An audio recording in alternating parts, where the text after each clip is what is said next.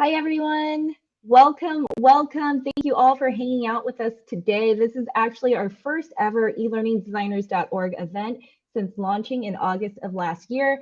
I'm Cecil, and I'll be asking questions to our lovely panelists. And off camera, we have Shaka Jaliwa providing technical support.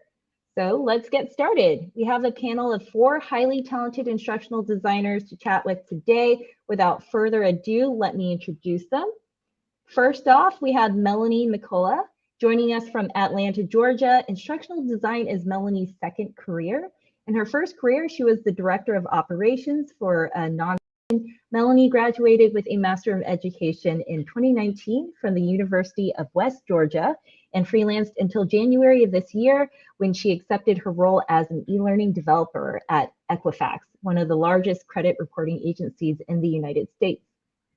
Next up, we have Nare Khodadadians in Los Angeles, who's an instructional designer at the University of Southern California, Marshall School of Business.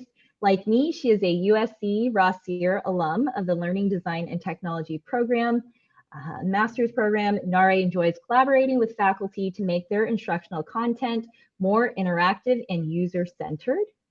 Third, we have our very own Dana Chung, a founding member of the elearningdesigners.org community. Dana is based out of Seattle and is currently a junior instructional designer at Qualtrics, where she leverages her background in user design and interaction to create learner-centric experiences. Finally, we have a special guest whom you might already know from her podcast, That's Awesome ID, Leslie Early. Leslie, who joins us from St. Paul, Minnesota, is an immersive instructional designer at Transfer Inc., where she develops virtual reality training that gives people the skills they need to enter the workforce. In her past life, Leslie taught English as a second language and worked with elementary students for over 10 years. I just want to say thank you to all of our talented panelists for being here and making time to share their experiences with us.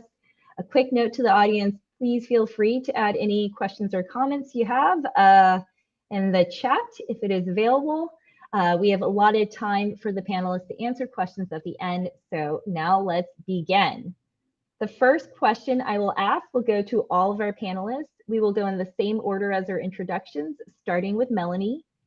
So Melanie, can you describe what your first few weeks were like as an instructional designer? How did you feel and what was helpful as you were settling into your role? Well, I was really nervous since this was my first on-site job, because before then I was a freelance instructional designer. Going into this big company, this corporation, there is a lot of onboarding. So the first several weeks were just lots of training. So I didn't get to do really anything with my master's in instructional design. What I would say with this area of going on to corporate world, it seems to be quite normal. You don't really jump into instructional design.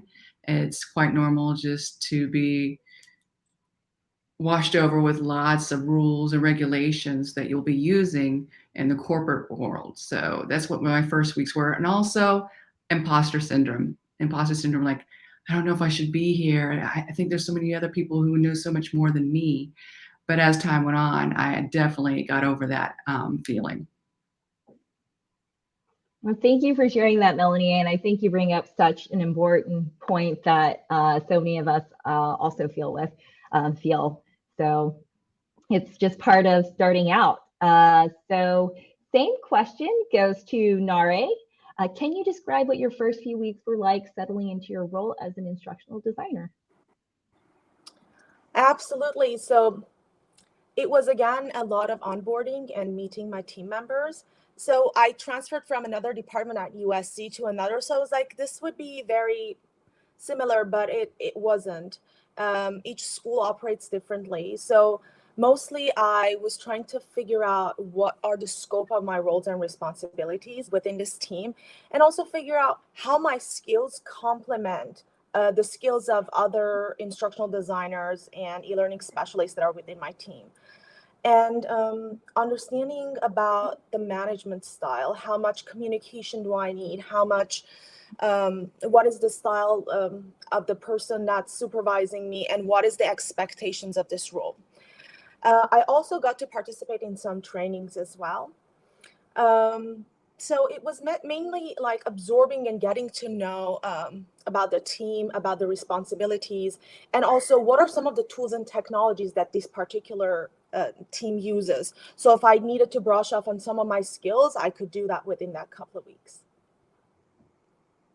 Thanks, Nare. Yeah, I think that that's very helpful. And that's also another tactic that I like to do is just kind of when you first meet your team, figure out which tools they like to use on the team.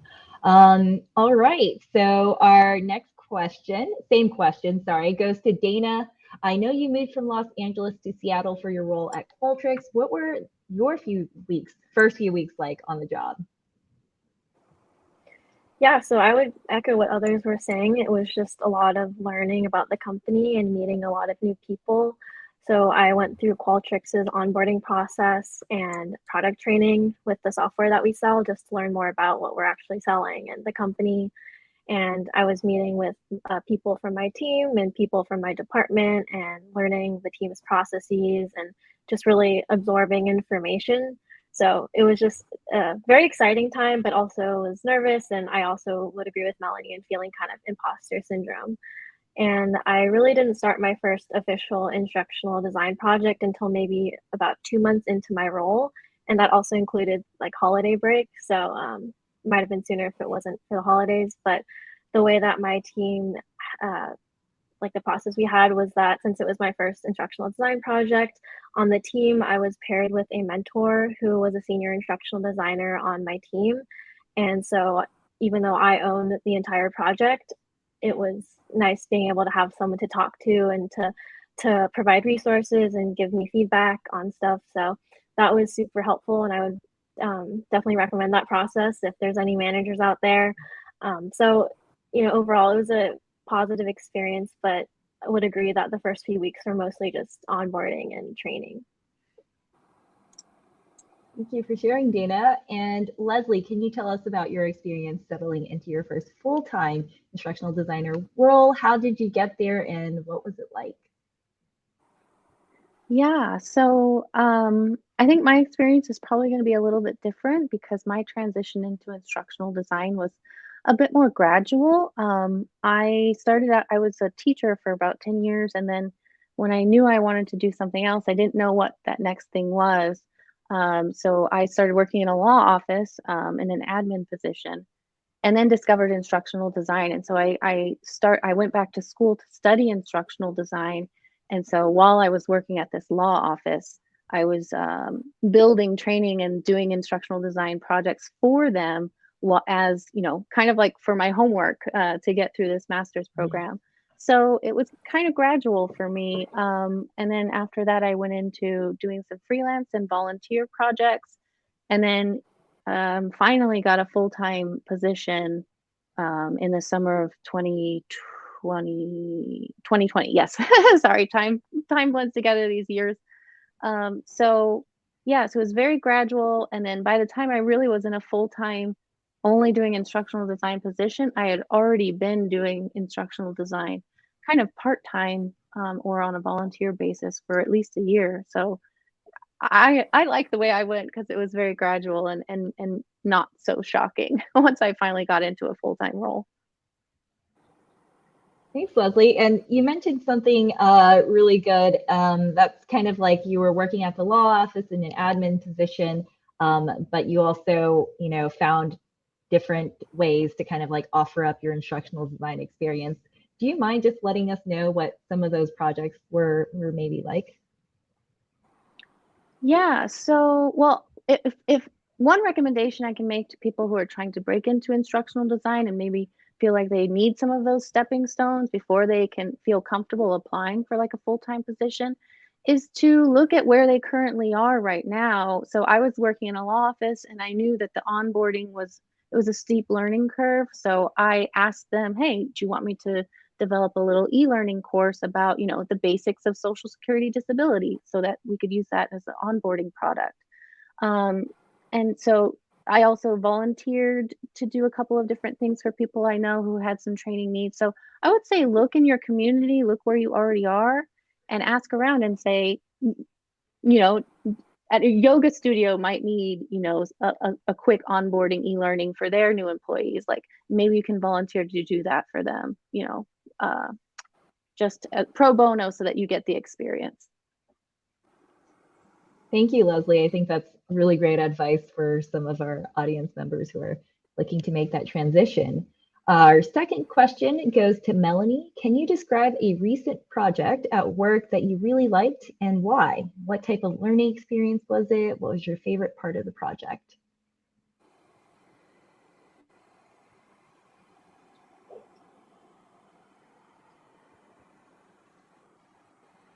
I can't hear you, Melanie. You might be muted, or it might just be me.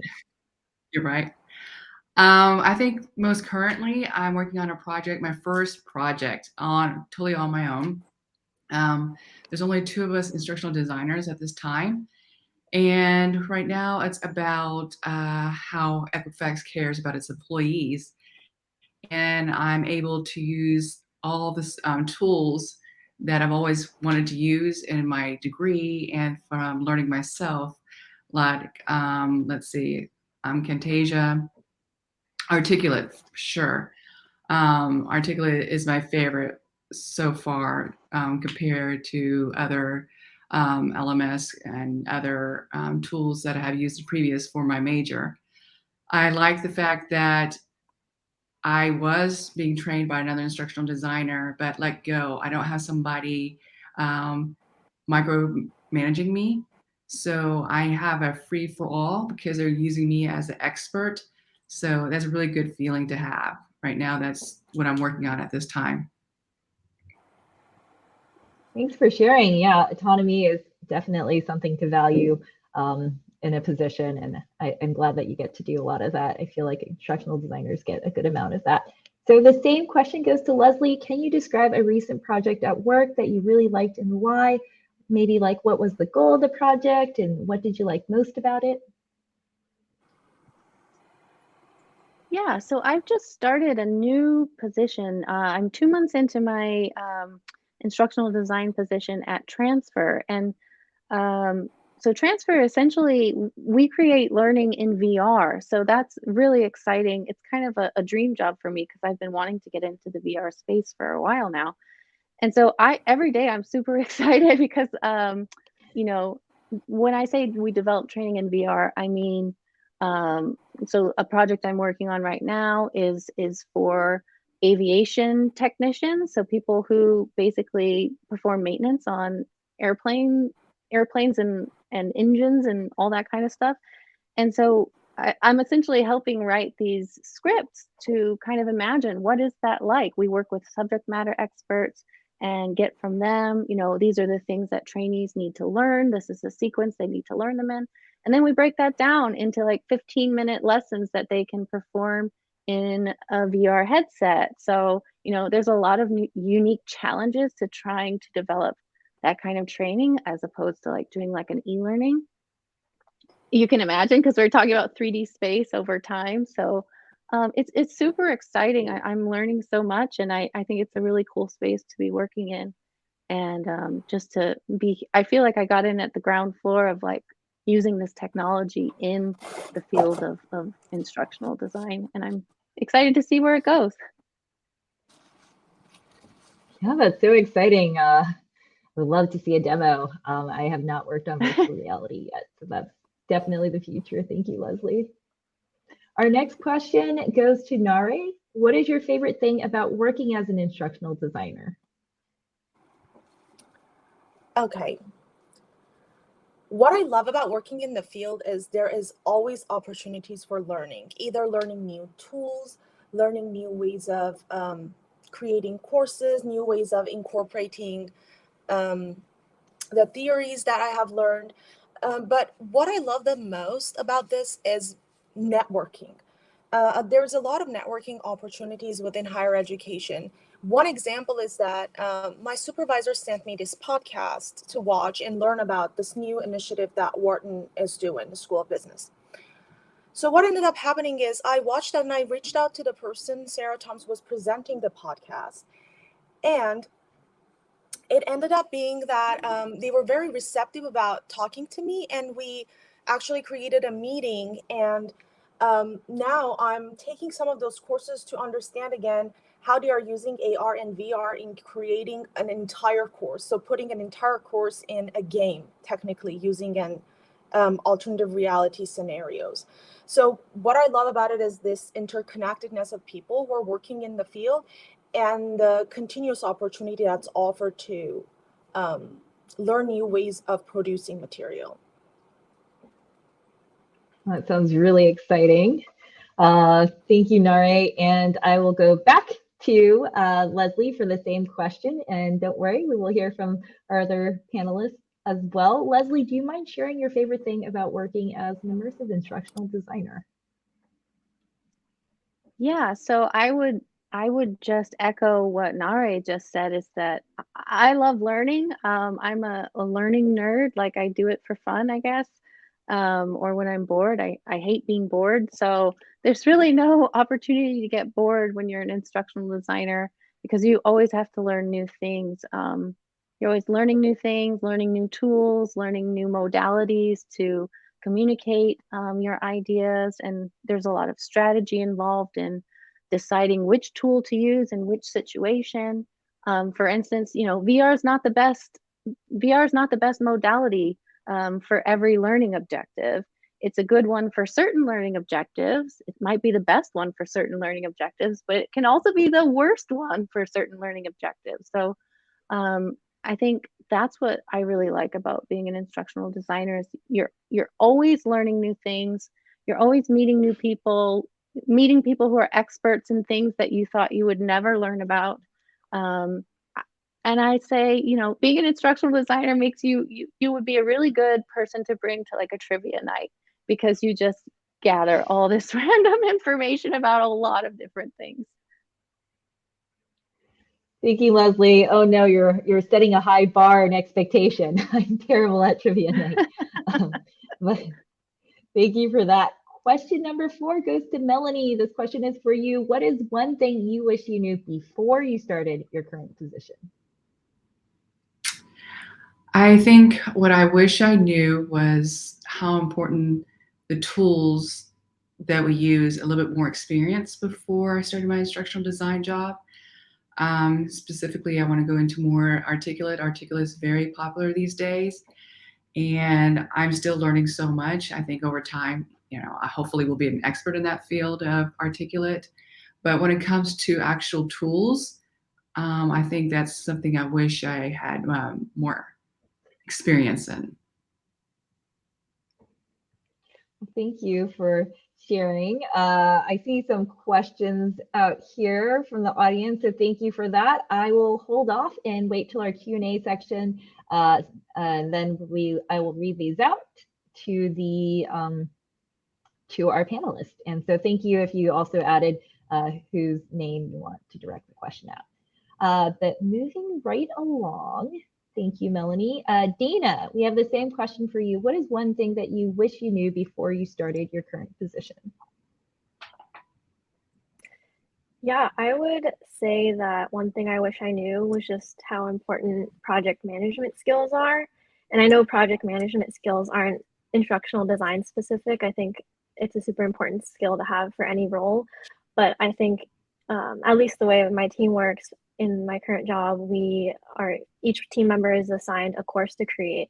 So you're really owning that entire start to end process and setting your own deadlines and communicating updates to stakeholders and just staying organized.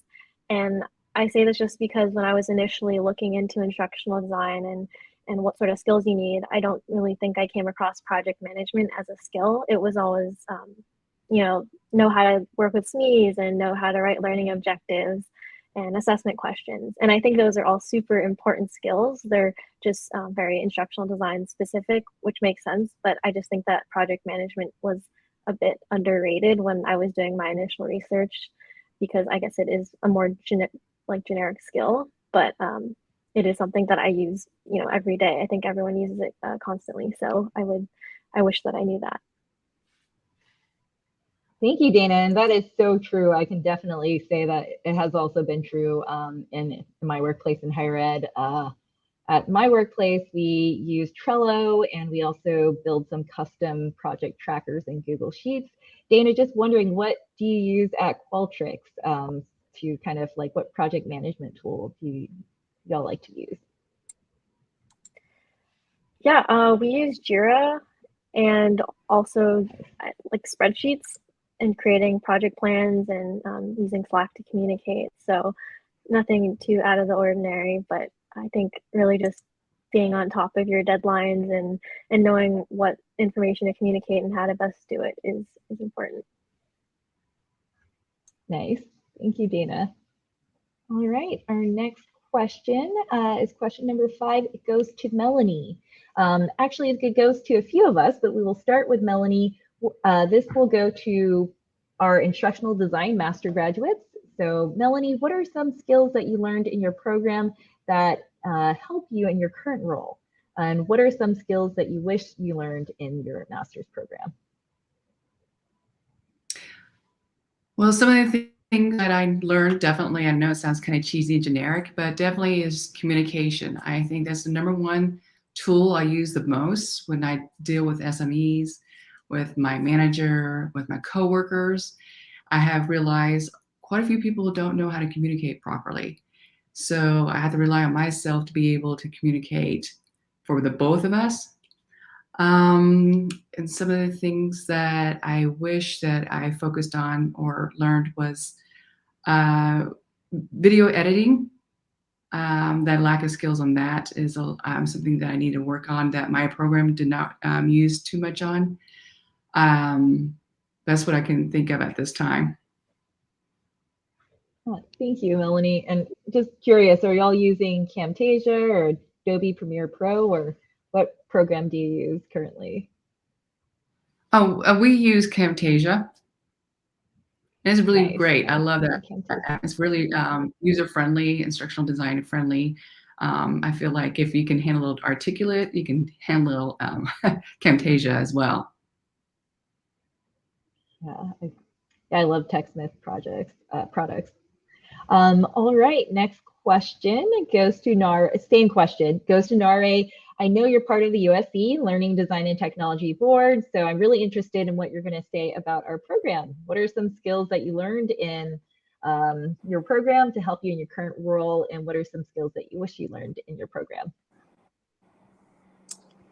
Yeah, so I'm just going to echo Melanie's point about working with SMEs. I'm working with faculty who are experts in their subject matter. However, I need to learn how to work with them to leverage the role of an instructional designer in making their content even more accessible or more helpful to students, to their audience. So it's really important, as Melanie said, communicating, how I communicate with my subject matter experts and other stakeholders to make sure that my work is seen the right way and they know what services an instructional designer offers so that they can come to the right source if they need help with anything.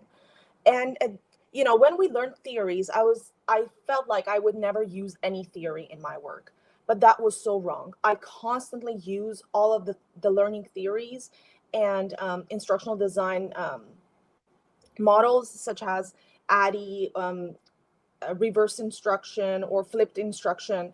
I constantly use that in showing faculty what they need to change, how to assess their courses, and how to speak to their audience, which are students. And what I wish I knew, the only thing that I feel like the course is lacking is working with LMSs, because I constantly use different LMS such as Blackboard, Canvas, but that wasn't something that the program focused on, which is totally understandable. It was focused mainly on the theories and the application of theory to an actual project, which was our capstone. But I believe that LMSs are really important, and that's something that I wish I had a hands-on experience in before starting my position. Thank you, Nare, and let's remind our fellow Trojans to fight on as I broadcast from UCLA. Leslie, as a Master of Science graduate from the University of Maryland Global Campus, what are some skills that you learned in your program that help you in your current role? And what are some skills that you wished you learned in your program?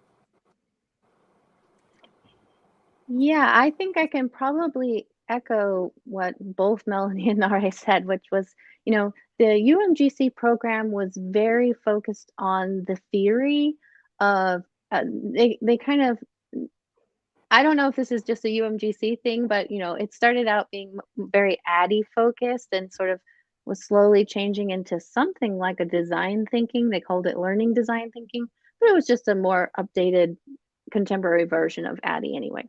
So just like that whole process of doing a needs analysis and then coming up with your learning objectives and all of that was covered very well. And we also had a capstone project at the end, and it was a group project, and we went through it twice actually. So I found that to be very helpful, to have team members that I kind of went through the whole process with. It was kind of like having, a stand-up team in a corporate setting. And so I got to practice some of the communication and divvying up some of those different responsibilities across a team of people. And so all of that, I think, was very beneficial. And also because I was applying what I was learning to my real job. So I was my own subject matter expert in a way, in the beginning.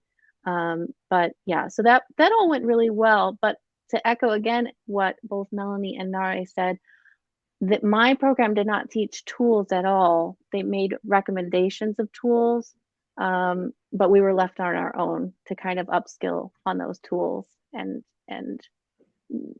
whatever we came up with was what we got, and there wasn't a lot of direct instruction, which I wish there had been. Thank you for sharing. Yes, definitely had a very, very similar experience. Our next question is specifically for Dana. Dana, as someone coming from an educational background that is not specifically in instructional design, Dana majored in cognitive science and educational studies. What are some things that you did to prepare yourself for this career transition? Yeah, so like you mentioned, I don't have any formal education in instructional design. So when I first wanted to break into the field, I think I did what anyone would do, and I looked it up on the internet, did a lot of Googling. And so I was able to come across a bunch of different articles and instructional design bloggers, and just reading that. Was watching YouTube videos and went on LinkedIn and was reading job descriptions from to see like what recruiters were looking for, what sort of experience they expected. And then after that, I connected with you, Cecile, and I was able to chat with you about what your journey was like and how you ended up in your current role. So I think having that conversation with you was super helpful, and you were able to provide some pretty good resources and tips. And then you also were just able to share, your journey and be super transparent about what the ID field was like, and having that down-to-earth conversation was insightful for me. And then you also connected me with your friend with Opti. So I was able to do a practice project with one of Cecile's friends who had a startup. And so it was all volunteer work, but I was able to apply and practice instructional design skills for a real client and have something to talk about during interviews and to put on my portfolio. And I think that was super helpful because, you want experience and projects to talk about for your resume and for your portfolio. And at least for me, it was super hard to just come up with a project. Like, I know that some people say you can just come up with your own scenario and then create training for it. But it was difficult for me to have that discipline and to just come up with like a random scenario. So having a real life situation to create training for was helpful in kind of just testing out instructional design and also applying skills and having something to speak to. And then lastly, in my previous role, I was working at a higher ed institution in K-12 outreach. So that wasn't really instructional design specific, but because I knew I wanted to go into instructional design, I was able to think about what sort of skills I wanted to build. And then luckily I had a really supportive supervisor who cared about my professional growth. And so I was able to seek and create opportunities within that role that would apply to instructional design and that I could speak to later. Thank you, Dana. And yeah, I think your experiences are very valuable, especially for our teachers in the audience who are looking to transition.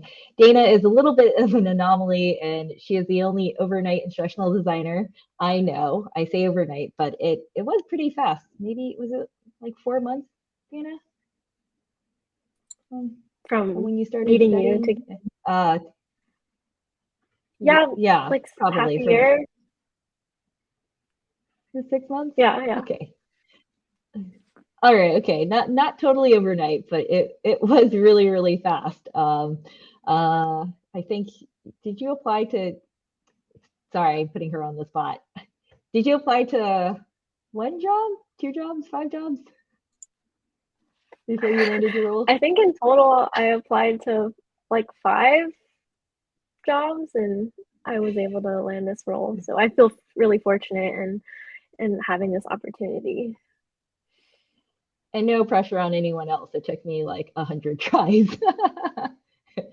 and a lot of time. So Dana is a very special case there. So our final question is for all of our panelists. Besides the elearningdesigners.org website, of course, hint, hint, are there any specific resources like books, podcasts, videos, or even tips that you recommend for people looking to break into the field? And if we could start with Melanie, that would be great.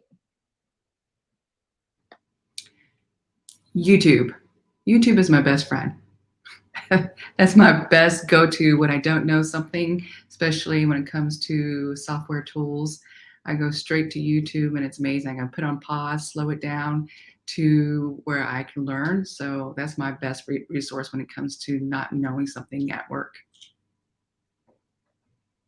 Thank you, Melanie. Same question to Nare.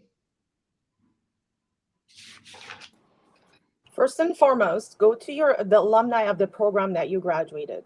Those people would be a great resource in helping you out, either with a project or figuring out how to develop your portfolio.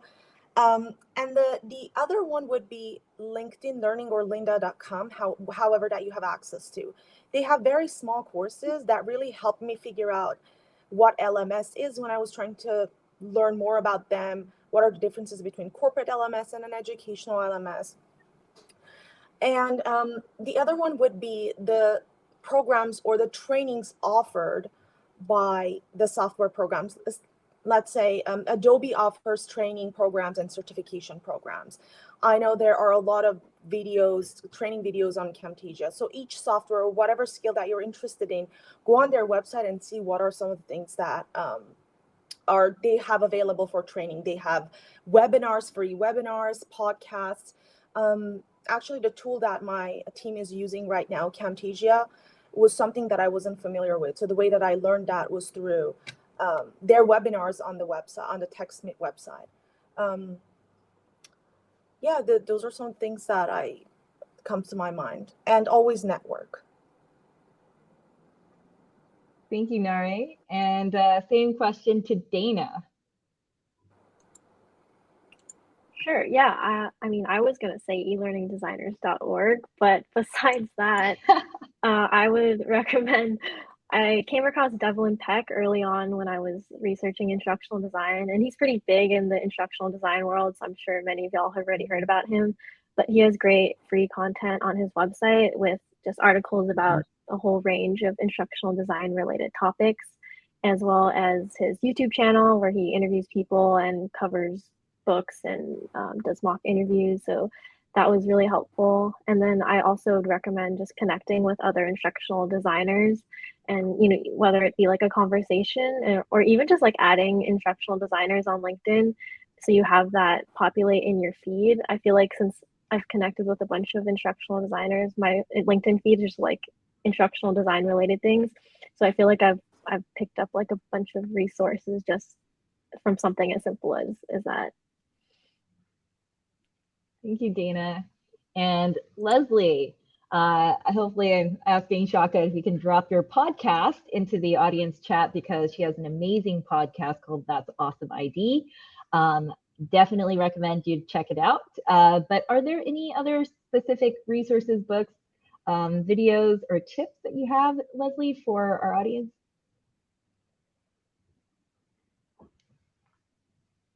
You might be muted.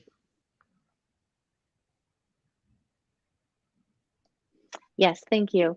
I think everybody already mentioned some really great ones. So I will go the books route, I suppose. So someone in the comments already mentioned Kathy Moore's Map It, which is the action mapping method. And I think that's a really great resource to look through and keep on your shelf to refer back to often, especially for us in the VR world. Action mapping is really a great tool to really think about the action, because that's like the emphasis of our training is about what types of actions to perform. So Kathy Moore's action mapping, Julie Dirkson's Teach for How People Learn is another really great one. And if you're really doing a lot of e-learning design, I would say the e-learning designer's handbook by Tim Slade is also a good one. So those are my 3 book recommendations. There's a lot of great podcasts out there too, not just mine. Mine's really just me. My podcast is a glorified excuse to network with other people in instructional design and have fun while I'm doing it. So if you want to network, I make your own podcast and then start talking to instructional designers, and you're going to learn a lot that way. But there's also a lot of great other podcasts out there. Thank you, Leslie. She's being really modest. Blanking on names right now. But yeah. So that's what I've got. Really modest. Thank you, Leslie. Yeah, I know you have lots of really great episodes, and she has some big names on there too, and very practical ones, some that are specifically for teachers and how to kind of customize your resume so that you can be more competitive when you apply to these learning designer roles. So definitely check that out. That wraps up our questions, all of our major questions. Let me just take a moment to look in the chat so we can have some audience questions, and then I will, if it doesn't say who it goes to, I will just call someone to answer that. So audience question: I'm just finishing up coursework and polishing up my portfolio to complete my transition. What is the best advice you, it does not finish.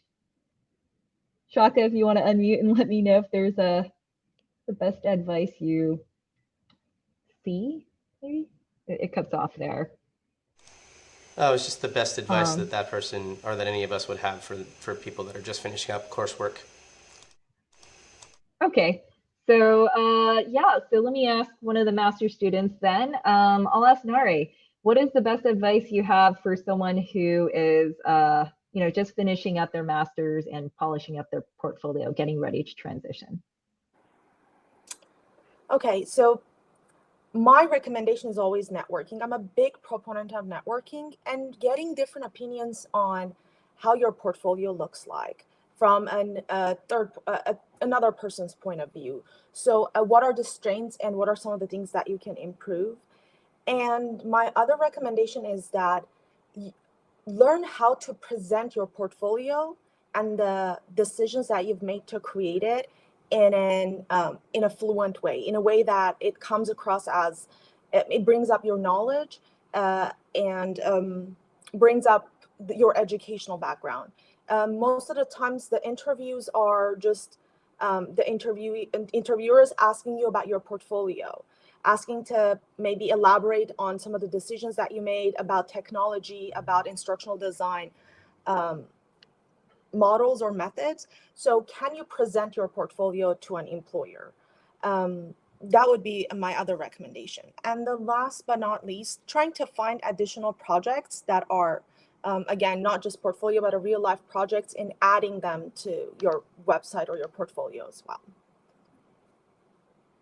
Thanks, Nare. Yeah, that's a really great point. Yeah, if you can have a real project, even if it's, maybe not from a company, just from someone else who has a need, it's a lot better than trying to come up with a project on your own, because it gives you real constraints, which are very important once you start working. Another question, I'll let everyone, I think I know the answer to this, but maybe other people, please just unmute and chime in if you have a different answer. What title does the typical hiring manager for an instructional designer have?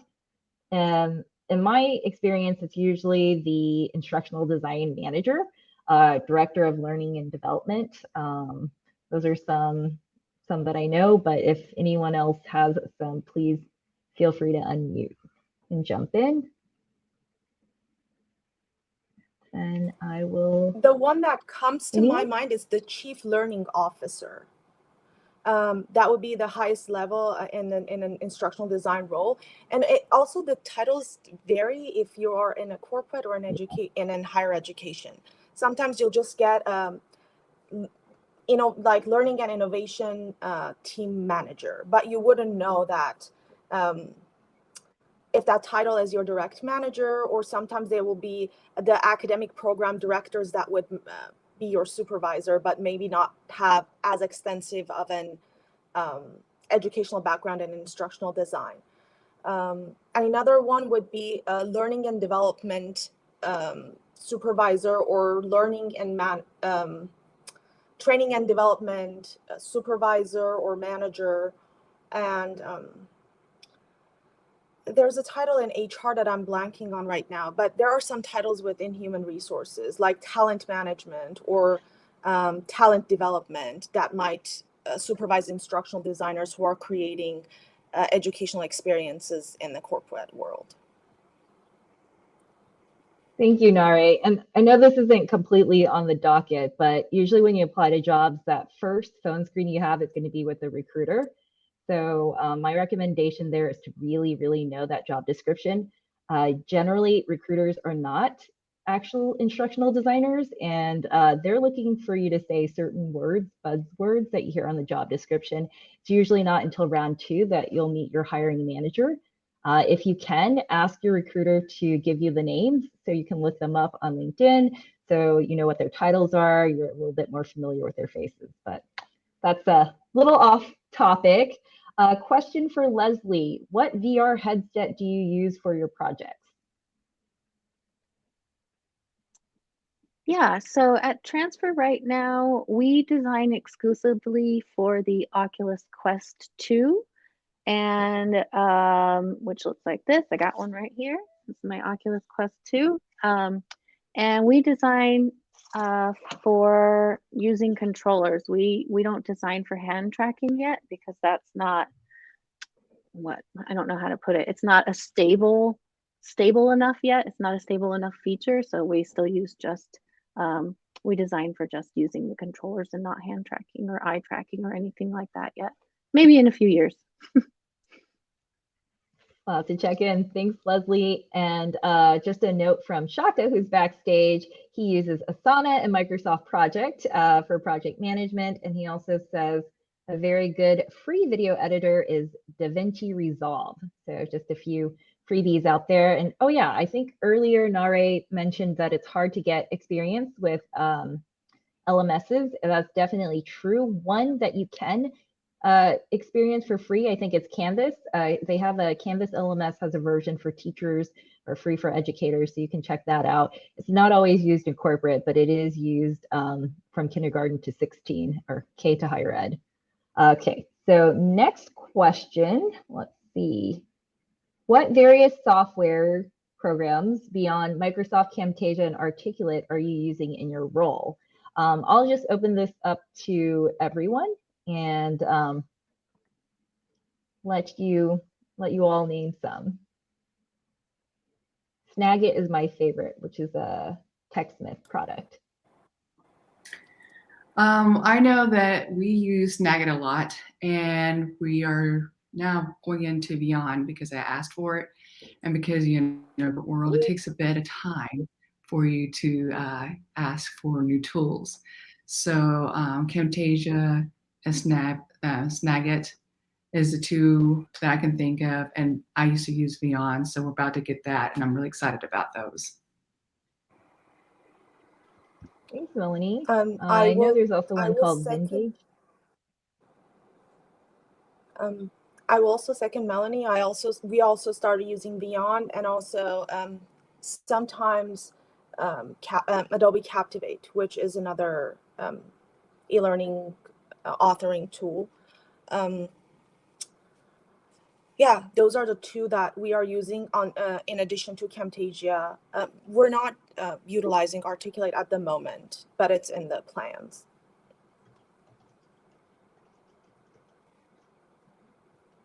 Thank you, Nare. All right, let me see what other questions. Besides software you learn, have you followed up on emerging topics like Kathy Moore's action mapping? I think Leslie covered this pretty well, but y'all can let me know if anyone else wants to speak to that. Otherwise, let's see. Many people mentioned that programs focus more on theory. It sounds like theory and practical practice would be beneficial to the programs, if I'm reading that correctly. Yes, I think that's one of the big criticisms that master's students have. I've heard some programs are a little bit better if they require like an internship or an externship, so that you actually get some real life experience. But there is a really heavy emphasis on theory in most of these instructional design programs. See, do we have? I have Can two I add cents. something to that? I'll let Nare go first. Go ahead, Nare. Yeah, I was just going to say the application of theory to practice is your portfolio. It depends how much emphasis or how much effort you put into your portfolio. It'll demonstrate how much you've learned in the program and the theory and how you apply it in any project. And also for people who are trying to transition or looking for programs. For instance, I was a career services specialist for Ross here while I was going through the program. So I tried to find what are some of the practical applications of what I'm learning. Let's say if I have a student orientation, can I create some sort of an introduction on RISE, on the resources that career services offers? And that becomes an application of what I've learned into whatever practice that I'm in. If you think a bit deeper into whatever that your current position is, there will always come an opportunity to implement what you've learned, and that becomes a work example on your portfolio.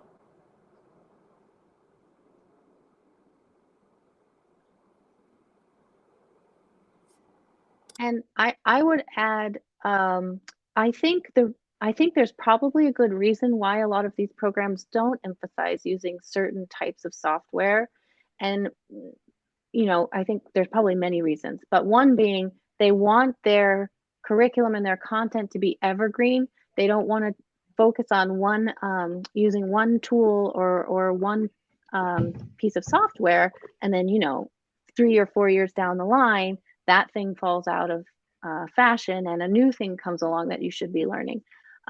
So that would be a guess to me as to why they don't emphasize one program over the other. Another could be because it's expensive. Articulate as a software is very expensive. It's not accessible to everybody. You can get the free trial version, but it's a limited run, you know. So it's not a tool that anybody who's going through a master's program, who's a student, probably working and studying at the same time, maybe doesn't have $1,200 to spend on an Articulate license. So that could be another reason why programs don't require it or don't suggest it, because it might just be out of reach for a lot of students. There are good alternatives. One, I used a program called Is Easy, spelled ISEAZY.com. And it kind of is like a more budget-friendly version of the Articulate suite. You can make something that looks very similar to a RISE project, and you can make something that looks very similar to a Storyline project, but it's a lot cheaper, and they even have a really good free version. But that was several years ago, so I don't know if it's exactly the same now. But you know, I think that may be why there's no emphasis on one specific tool, or those could be some reasons why. Thank you, Leslie. And for anyone who does this, what does everyone think of the Articulate e-learning hero challenges? Has anyone tried them on this panel? Or read them, watch them, I mean? I have never done them, but I've actually learned from them, to be honest with you. I use that as a form of resource. Yeah, I think that's a great point. There are a lot of templates on eLearning Heroes, and I subscribe to their newsletters, so I can like download those files. Yeah, and so you don't necessarily have to be a complete expert to have a very polished product in it. You can also use templates and kind of like, so you don't have to start from scratch. All right, and another question, and actually let's have everyone answer this one. I'll go ahead and start with Dana. How many rounds of interviews does the typical ID job, or how many rounds of interview did your job have? It was, I guess I did 6 interviews, but it was 1 with the recruiter, 1 with hiring manager, and then 4 with like people on my team, and the 4 were back to back, like 30-minute back to back interviews. Same So it was day. 3 separate occasions, but I guess 6 total interviews. Thank you. So hopefully that answers people, because yeah, it depends on if you count that as 6 or 3. And then Melanie, what about you for Equifax? 3 rounds. The first one was through the HR person. That went by, which is a basic phone call, chit-chatted. And then the next process was actually talking to an actual instructional designer and the boss, my potential boss. And then finally was a meet to meet. However, that got canceled at the last minute due to COVID. So I only did 2. There were supposed to be 3. So what I've heard talking to my other coworkers and other people who are in the field, it's usually 3 to 4 rounds. 6 seems to be extreme, but I don't know. I guess it depends on the company. Thank you. And what about Nare? How many rounds was it for Marshall School of Business or any other place you've applied to? Yeah, so I want to echo everybody else's answers. Usually 3 or 4.